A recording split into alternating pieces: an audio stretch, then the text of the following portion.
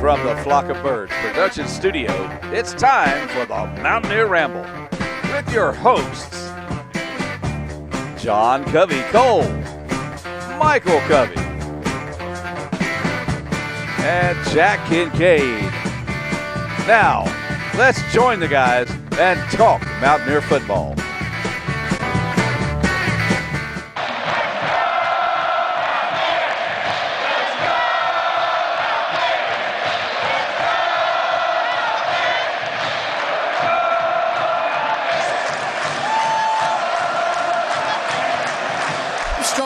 Leads the Big 12 in sacks. He's going to be putting the pressure on for this Kansas team. Looking to take a shot deep. And are they going to say Gibson was inbounds? Yes, he was.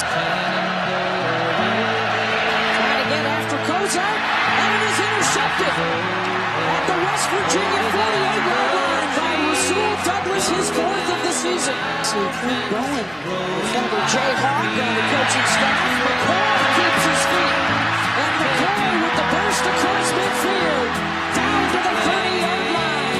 Has missed on his last four passing attempts. He's going to run it here for the first time. And he'll get the touchdown. Formation. Still another look at McCoy. All kinds of room off the right side. Out to the 29. Fake to McCoy and the toss to Gibson on the end around. Gibson with the cutback at the 30 and down to the 20-yard line. Howard, nice ball fake. He'll keep it weaving through the defense, and he's got his second touchdown run of the night. The coach is keeping. We know you're an offensive guy. There's another big play for the Mountaineer offense, and Justin Crawford with the cutback inside the 20-yard line. I think our program is in good shape. Howard to the end zone. Tequil Shorts. Touchdown, West Virginia. They got an 11-game winning streak with their quarterback Jake Browning and a nice pop by Rasul Douglas, floating their schedules to have all their big games late in the year. Howard rifles one downfield, and it's caught to the 35 by Short. Put it up at any point. 3 trips so far, 1 score, looking for another one. The catch is made by Sheldon Gibson, touchdown. Still to come tonight, Washington, a team that may be able to move into that spot. It's a copycat league, right, Rocky? They use wristbands now. You'll see Skyler with one, and he dialed up a pretty good play there, but Crawford diving for the corner. Howard looking to throw again. Buying some time. Pointing downfield, looking to the end zone, and he's got a man. Touchdown. Sheldon Gibson. This is Sheldon Gibson from inside the 5. Gibson finds a lane, stays on his feet across midfield. offenses they see across the league, and some of these defenses, in particular West Virginia. Looking for another touchdown throw, and instead it's going to be intercepted.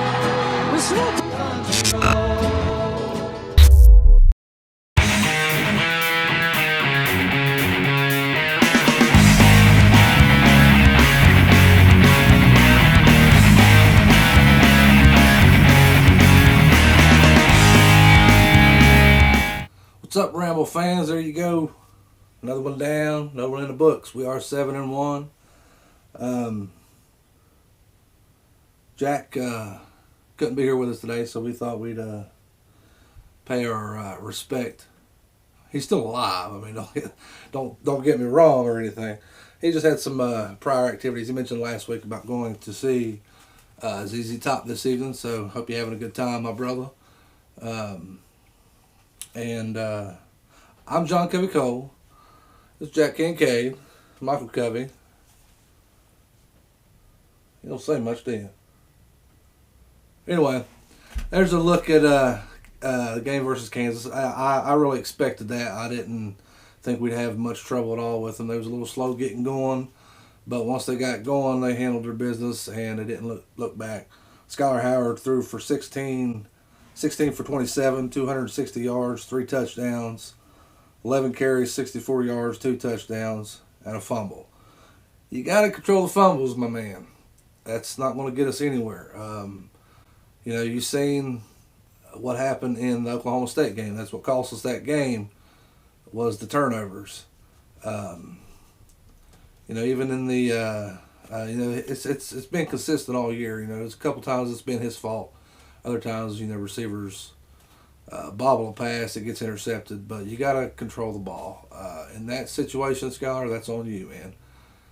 If you're going to get hit, tuck it in, take the hit, take the sack. But he knows that. I'm not telling him nothing that he doesn't know. But we have to do better because we got a pretty tough stretch here to finish off the season.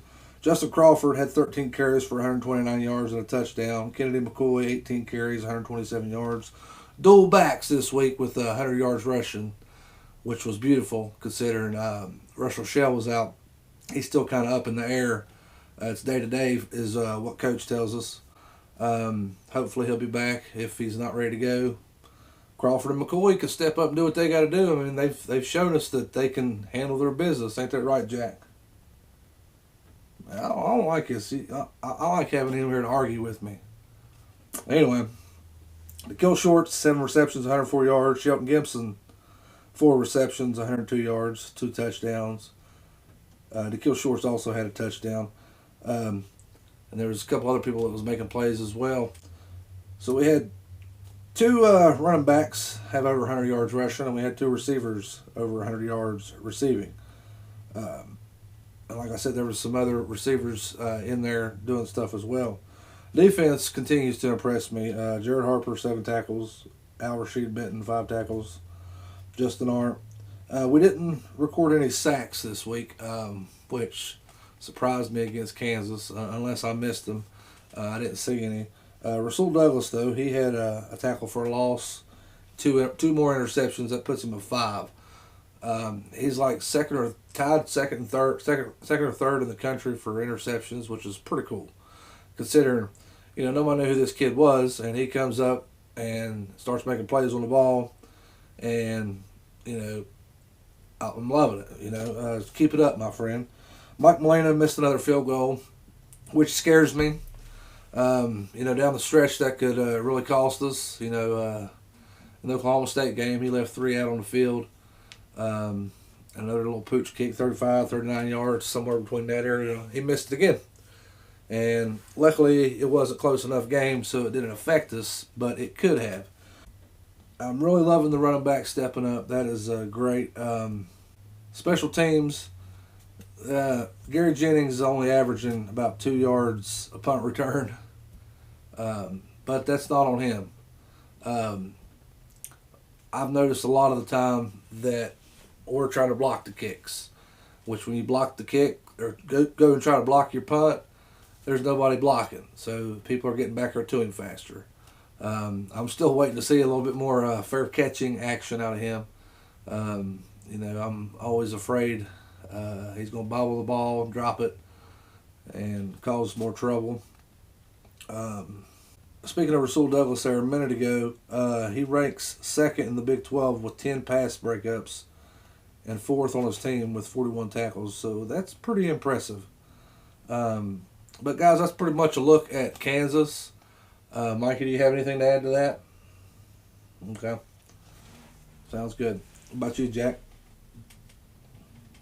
You down on LaGrange right now, ain't you? They got a lot of nice girls.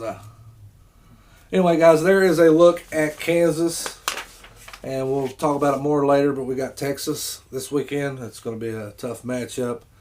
But let's go ahead and talk a little bit more about the Big 12 and how things are going there. We beat Kansas this past week. Oklahoma beat Iowa State in a close game, which surprises me. Iowa State seems to be playing some pretty competitive ball this year. Their schedule does not reflect on that. They've only won 1 game. They're 1-8, but they're playing competitive ball, and what that tells me is you go out there and expect to beat them and lay down on the game, they're gonna get you. And we still have them here in a few weeks, so we can't let that happen. TCU beat the brakes off Baylor 62-22, which I didn't see that coming. Baylor's falling apart, man. Oklahoma State beat Kansas State 43-37. But back to Baylor. There's more and more stuff coming out all the time about the whole sex scandal thing there. The team knew about what was going on, did nothing about it. I don't know all the ins and outs of it. But it seems like to me it's getting worse and worse. And I'm not a big fan of Paul Feinbaum from the ESPN, but I was listening to his podcast the other day, and he said that it's disgusting, and it is. I mean, you had the kids. What he was referring to was this past week when they played TCU. One of the players come out and said that tomorrow's game is for Coach Bryles or something or another. They were wearing all black jerseys, and one of the coaches even said something about it. Their head obviously wasn't in the game. That's why they got beat 62-22. Shock Linwood, I think I'm saying that right. He's not playing this weekend against Oklahoma, and that's probably going to hurt him. He's got attitude problems, is what the coaches are saying. But anyway, Oklahoma has got Baylor this weekend. Like I mentioned, some of the other games going on this weekend. Iowa State's playing Kansas. Texas Tech is playing Oklahoma State. Baylor's a mess. At this point right now, from what I'm reading and what I'm hearing, nobody's giving West Virginia a chance to win the Big 12. Everybody's on Oklahoma's coattails as usual, which doesn't surprise me. But if they win out, then what? Are they going to the playoff, or are you going to let a one-loss Ohio State in or a one-loss Louisville in? I don't know. But anyway, to take a look a little bit about the Big 12 conference right now and what needs to happen for West Virginia to win the Big 12 championship. Right now, we are in third place, sitting at 4-1 in the conference. Our only loss to Oklahoma State, okay? And Oklahoma State sitting at number 2, 5-1 in the conference. Oklahoma's sitting on top, 6-0. A couple things got to happen for us to win the Big 12. We can't do it on our own. We need a little bit of help. Oklahoma State, they're playing Texas Tech this weekend. And then they still have to play TCU, and they still have to play Oklahoma. We need them to at least lose one more game. No matter to who, preferably Oklahoma. I think December 3rd is when they're playing them, though, so it don't really matter because we're already be past that. But we need Oklahoma State to lose at least one more time, because right now, if we was to win out and they was to win out, they would win the Big 12 championship, because even though we would both be 8-1, 7-1 in the conference, 8-1, their loss would be against us, or our loss would be against them, rather. I'm sorry, and they would automatically get the nod for that one.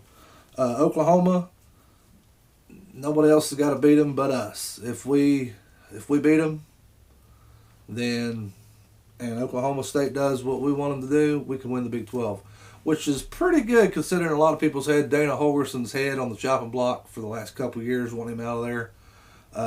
We legitimately have a chance to win the Big 12 championship this year.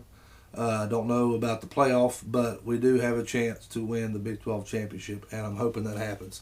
But that being said, I don't want to spend too much time on that because I could talk for hours about it, especially since I don't have anybody here to disagree with me and argue. Well, I forgot you sitting there. I'm sorry. But anyway, let's go ahead and take a quick break and see how Crackback Jack's doing on the road here today.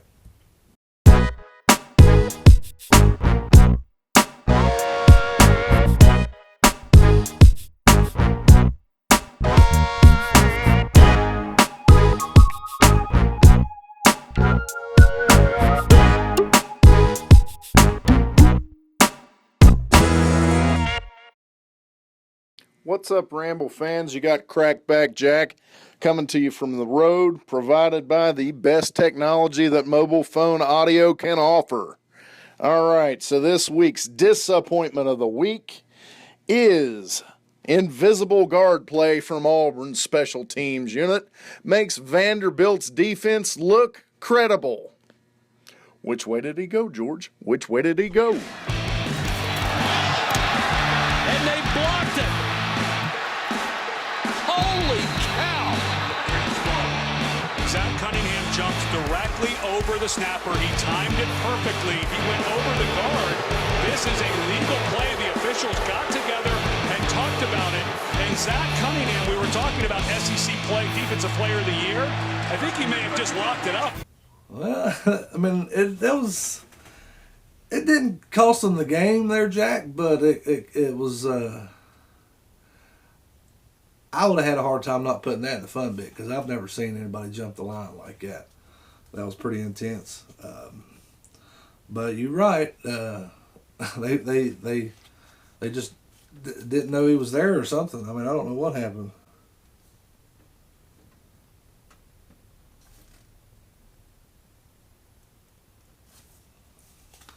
But anyway, now that we got the Crackback Jacks out of the way, let's go ahead and talk a little bit about the College Football Playoff Committee's top 25. They just sat down again Tuesday and talked it out. And Texas A&M was number 4 last week. They got beat, so they're out. Mississippi State beat them, but they're still in the top 10, which I'm going to break it down a little bit for you. I don't agree with a lot of this. Me and Jack always have a heart-to-heart on this one because he sees things a little clearer than I do. I get a little frustrated. But anyway, I'll go ahead and break it down for you. The top 10 is Alabama, Clemson, Michigan at number 3, Washington at number 4. That's what my number 4 would be also. None of those teams have a loss right now. And me, personally, would have a hard time putting someone above someone else with a loss or 2 losses. I don't care who you've played or what you've done. It is what it is. You're not losing. You're not losing. But then again, you could really break down the issue and say, well, what about the Boise States? They Western Michigan still hasn't lost, but they're sitting at 21. And given their schedule, okay, that might be where they belong. But hear me out on this one. Ohio State's sitting at number 5, 8-1. Okay, they lost to Penn State. Before Penn State beat them, Penn State wasn't even ranked. Now Penn State is number 10. They've had 2 losses. One was Michigan, one was Pittsburgh. I can understand the Michigan, but the Pittsburgh 2 losses, sitting at number 10. Come in at number 11 last week out of nowhere with 2 losses just because you beat Ohio State. Come on, man. Really? Just don't make sense to me. If you had the 1 loss against Michigan, okay, whatever. But I just don't understand how they didn't have them ranked at all.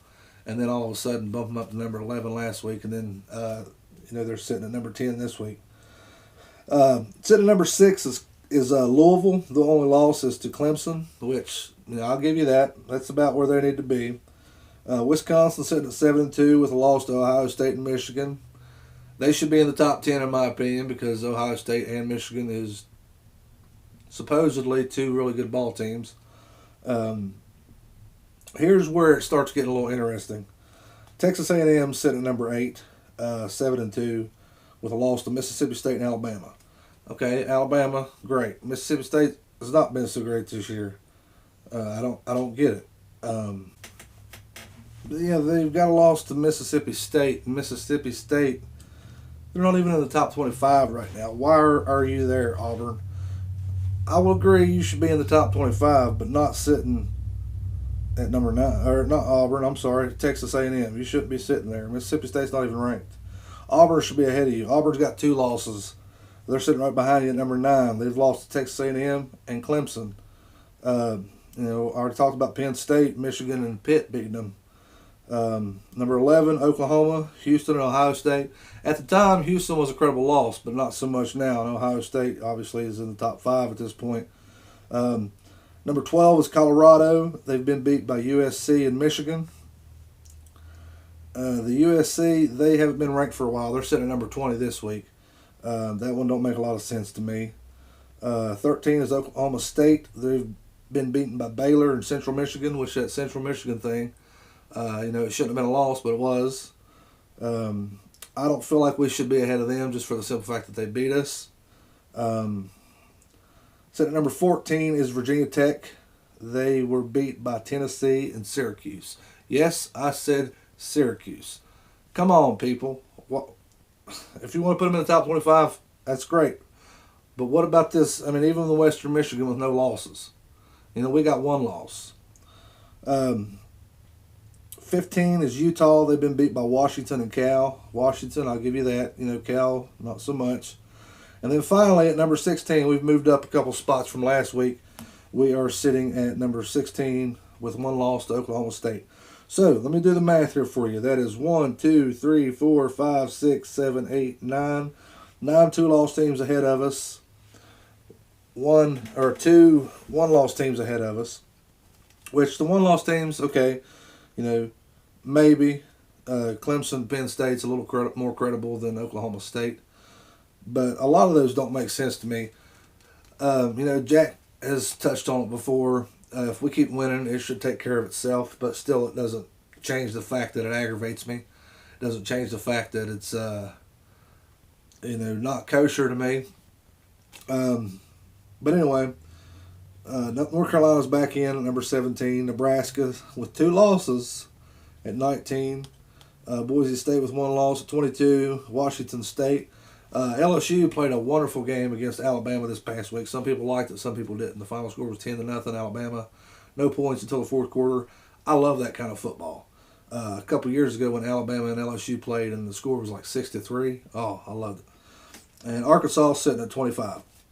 There's a look at your top 25 college football playoff committee. What I don't like about it is the inconsistency of what's going on there. Last week, they had Texas A&M at number 4, okay? That was when they only had 1 loss against Alabama. And they jumped to undefeated Washington. And then this week, Washington jumps to Ohio State, who only had 1 loss against Penn State. I'll give you Penn State's not Alabama, but, if you're going to jump one, I could drive myself crazy thinking about this. There's your look at the top 25, guys. We're number 16 in the country. We keep winning. We ought to move up. Honestly, I hope Oklahoma keeps winning. So when we get them next weekend, they'll be at least the number 11 or higher.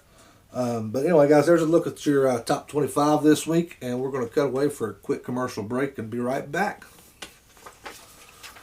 The Mountaineer Ramble, sponsored in part by El Mariachi, Mexican restaurant and cantina on Airport Road in Beaver. Open 7 days a week, offering a mouth-watering array of delicious Mexican cuisine. Stop by and see Jay and Jose, and you'll see for yourself why El Mariachi was voted the best Mexican restaurant in southern West Virginia. El Mariachi will spice up your day.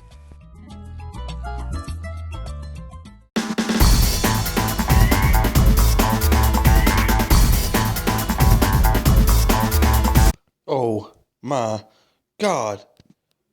Douglas Coleman, look at all that. Oh, my God. Have a nice day. In there for right now, down by 3. Well, the cannibalization of the RCC West continues. Ryder's return as a quarterback had him on track. Well, that very few teams as hot as Auburn going into this week. You're right. 3rd down and goal here. Forming the setback. Right up the gut. Right up the gut. Takes a shot and keeps on. Can you believe this? Would it be? Could it be? It's taken away. It's coming the other way. And the official's down. An official is down, and our own Raiders got it. Douglas Coleman, touchdown. Man, that was a killer play, man. Kind of put me in the mind of Darwin Cook there back at the Orange Bowl when he tackled the orange. I ran into the wall or something. It was great. But anyway, guys, there's a look at your fun bits. Trivia winner last week was Jeremy Wright. We're going to get you out of koozie, my brother. Appreciate you watching the Ramble. Wasn't going to do a trivia question this week since Jacko's not here, but I'm going to go ahead and throw one out anyway. How many current members of the WVU football team hail from the great state of Texas? Man, you got to do a little digging to get that one. You got an answer, get a hold of us on Facebook, Mountaineer Ramble, on Twitter, at WV Ramble, or you can email us at mountaineerramble@gmail.com. We've been known to give out multiple prizes to people. Send us an answer in, see what happens. You might win something. All right, guys, we got on the line with us Big 12 writer for Heartland College Sports, Derek Duke. How you doing, brother? I'm doing great. How are you? Doing pretty good, man. He's sitting here in West Virginia. You told me you write for Heartland College Sports there, but you mostly write for Texas Longhorns. Am I right? Yeah, well, I mean, I write about the entire Big 12, but the team that I'm most familiar with is the Texas Longhorns. Well, that's all right, man. We won't hold that against you, brother. Hey, you know how it is, man. You know how it is. Yeah, you know, they get bashed a lot, but, you know, it's expected, you know. I'll tell you what, man, I'm waiting for him to turn it around. I was really hoping Charlie Strong had him there, but you guys seem like they've had a lot of trouble this year. Yeah, you know, for sure. We've had some issues just trying to get the program back where it needs to be. But, you know, whether about Charlie or not, I'm not sure he's turned the corner yet, program. No, you personally, I know you're in the media just as well as I am. But, you know, still, you got your team. Do you feel like Charlie Strong's in trouble for losing his, should be scared about losing his job, or do you think he's going to be all right? Well, he's got 3 games left, and I would say if he wins 2 out of those 3 games, he may be safe. But it's still kind of up in the air right now. Well, no offense, my man, but I hope this weekend's not one of them that he wins. Yeah, this is a big one for him, that's for sure. Yeah, I was talking about it earlier in the show here. There's a couple things that need to happen for West Virginia to still win the Big 12. Obviously, Oklahoma would have to lose to us, but that's not the only help we need. We also need Oklahoma State to lose again as well, which is very likely. They still got TCU. A couple other, I think they got Baylor still, and I can't remember. But Big 12 is still kind of wide open right now. I mean, there's still a couple possibilities there. Absolutely. You know, Oklahoma State still got Bedlam on the schedule.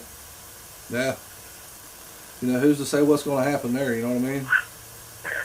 Anything could happen. It'd be a wild weekend for that last week of football. It's going to be good, man. Even though we ain't got a championship game this year, it should be interesting. It's always interesting come November in the Big 12. That's a fact, buddy. Well, let's talk a little bit about what Texas has to kind of get the Mountaineer Ramble fans more educated on what to expect. You got the quarterback Shane Buechele. Am I pronouncing that right? Yes, that is correct. Completing 61% of his passes, 19 touchdowns, which Texas is more of a running team. Am I right? Yeah, they'll run it a lot with Foreman. He's the key of the offense. But you know they'll mix in some passes with Buechele, and Buechele's done a nice job for the offense, completing passes and moving the chains. Now, you mentioned Foreman. I imagine you're talking about the running back, Deontay, right? Yes, sir, Deontay Foreman. Okay, well, what about this wide receiver, Amante? Is that his brother? Yes, that is actually his twin brother. Oh, cool, dude. Yeah, they were actually both recruited out of high school, but his brother, Armonte, was the one Texas was really recruiting, and Dante just kind of fell in line with him and went to Texas. That's pretty cool right there. We had a couple twin brothers there last year, year before last, but they didn't stick around long. I don't know what happened with them. One on offense, one on defense. Well, you still got the White brothers up there. We still do have the White brothers. I seen a meme the other day. I lost it. It was a picture of Dave Chappelle. You know, his little crack guy gimmick. Yeah. And it said, "Hey, y'all got any more of them Kevin White siblings?" Yeah, brothers have been kind of the Longhorns as well. Yeah.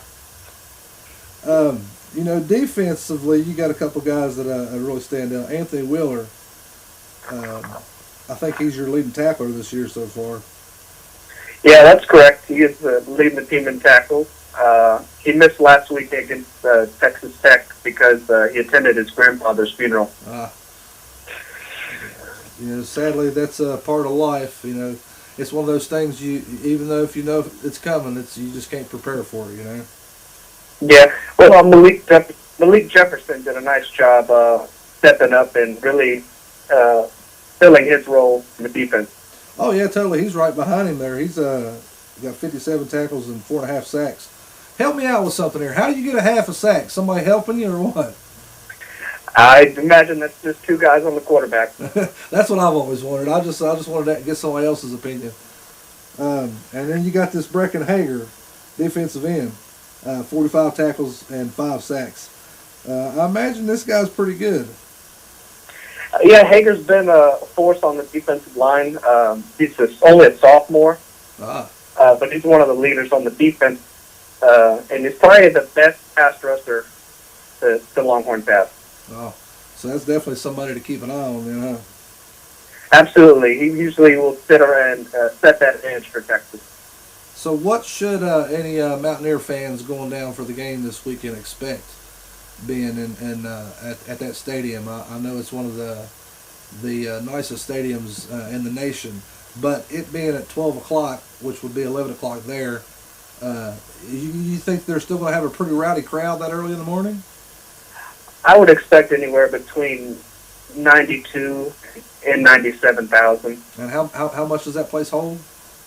It holds 101,000. Oh, I hear you. Phew. I think we max out at like 62, 63. You know, it's funny. Back in 2012, when y'all first joined the league, that was one of the big sellout games that year. Oh yeah, for sure. I'll tell you what, man. You might have this, Derek. I don't have it in front of me. What's our win-loss with you guys since we've been in the Big 12? Do you know? But let's see. I'd have to think about that one. Yeah, I know. It would be y'all got 12. Texas got 13. Texas got 14, and y'all got 15. That'd be 2-2. 2-2. So this is kind of the breaker right here, huh? Yeah, it'd have to be. I mean, even though you guys are not in contention to win the Big 12 right now, you guys are sitting at 5-4, 3-3 in the conference. You guys could really throw a wrench in our tire if you guys handle your business Saturday. I think most importantly, it's just kind of saving Charlie Strong's job at this point. Well, he's a really good football coach. You know, it's the same thing with Dana Holgorsen. I'm not sure how your fan base is there, but here for the last 2 years, everybody's been wanting to write off Dana Holgorsen, get somebody else there. I think it would be a bad move to get rid of Dana Holgorsen. I also think it would be a bad move to get rid of Charlie Strong. I think Charlie Strong is one of the best coaches in the nation right now. You know, he's brought some great talent back into Texas. When he first got here, the cupboard was pretty bare, but he's done a nice job stocking up the talent here. I think people are mostly frustrated with just the in-game decisions, but the talent is certainly coming in. Yeah, I know all about that, man. There was, for about 10 years, all the Mountaineers wanted to do was throw a bubble screen, and it'd be 3rd and 28, and they'd be throwing a little draw, and I'm like, come on, man. Well, it's funny. We got a new offensive coordinator in Sterling Gilbert, and he's really helped the Longhorns become a great offense. Oh, right on. I noticed that you guys, even though you guys are 5-4, you're probably one of the best 5-4 teams in the nation. That's a fact right there. Well, yeah, we had some defensive struggles early, and that really hurt this football team. What's your take on this stuff going on over in Baylor, man? You just had Shock Linwood, he's not going to get a play this weekend against Oklahoma because of his temper tantrums or attitudes with the coaches or whatever. What's your take on that, bro? So it's just a complete mess up there in Waco. They should have got rid of the coaches before this. Instead, they decided to retain the previous coordinators and position coaches. And I think that's caused a real divide in that program. Yeah, I mean, you got guys that was under Art Briles still there. I actually think I read somewhere that some of his family is still on the coaching staff. Yeah, his son Kendall's the offensive coordinator. Yeah, see, you can't do that. I mean, I don't know exactly what happened with the whole sexual assault scandal, whatever there, what Art Briles knew, what he didn't know. But what it is what it is. If you're going to set an example for the culture of your program, wipe it clean, man. Start over. Don't just recycle some guys. We'll keep this guy, put him here. You can't do that. I mean, if there's a problem, you got to get into the core of it and wipe it clean. That's just my opinion. Anyway, Derek, I appreciate you having you on, man. Love to have you back sometime, bro. No problem. Thank you for having me. Before you go, though, usually I throw it out with Jak and Mikey, but they're not here, so I'll go ahead and I'm going to ask your opinion. I say the Mountaineers are going to win Saturday, and I say they're going to win 27-23. You want to throw a score out for the game? I'll say Mountaineers 33, Longhorns 28. Hey, man, I love it. You got the Mountaineers winning. You my kind of guy. They can run the football. They're pretty good as well, that's for sure. That's right. All right, brother. Well, till next time, man. I'll see you. All right, thank you. All right, bye. Bye-bye. That's that, guys. Jack's enjoying some rock and roll. Mikey's getting his ovaries checked. Till next week, friends. Ramble on.